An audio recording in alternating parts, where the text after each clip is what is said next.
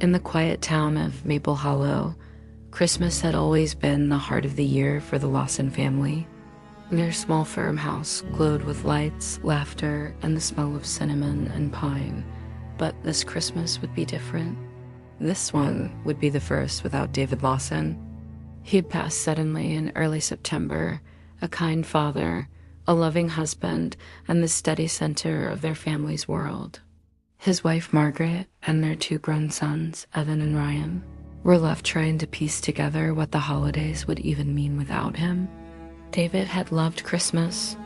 He was the kind of man who strung the lights before Thanksgiving and whistled carols in October. That year, when the boys unwrapped their presents, they realized, by pure coincidence, they'd each bought the same plaid shirt for one another. And for their dad, too. Margaret had smiled through tears. David would have called it a co-inky-dink, as he always did. No one realized it would be their last Christmas together. As December rolled around again, Margaret found herself dreading Christmas morning. How do you celebrate? She wondered, when the chair at the head of the table was empty. On Christmas Eve, the Lawsons bundled into the car and drove out to Evergreen Cemetery. They placed flowers, lit a small candle, and stood together in silence. Margaret whispered, "I just wish I knew for sure where he is, and that he's okay." Evan put his arm around her. "Me too, Mom, me too."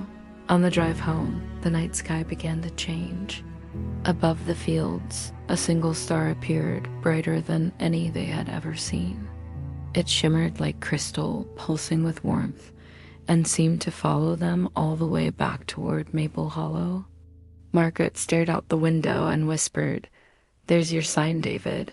For the first time in months, they felt peace. That night, they opened their gifts. Laughter returned in small bursts between memories and tears. When the fire burned low, they went to bed. All except Margaret, who fell asleep on the couch beside the tree. Around 3 a.m, she awoke suddenly. The room felt different, holy somehow. Near the tree, she saw the faint outline of a man, a soft glow tracing his shoulders. He wore a white robe, and though he didn't speak, Margaret somehow knew he was saying, "It's all right, I'm here, you can let go." And then, in a blink, he was gone. The next morning, over breakfast, she said nothing.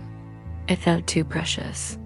But later, her eldest son, Evan, came to her quietly. "Mom," he said, "I don't want to sound crazy, but last night, around 3, I woke up and saw Dad.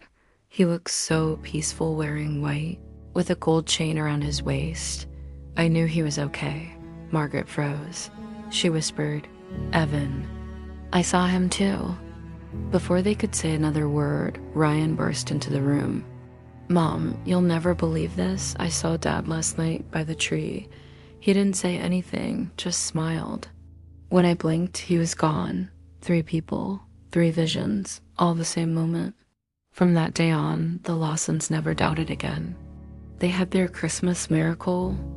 Every year since, Margaret steps outside and looks for the brightest star in the sky, and without fail, there it is, still shining over Maple Hollow. A reminder that love doesn't end. It only changes form. This Christmas, may we all remember, those we've lost are never truly gone. They just find new ways to come home.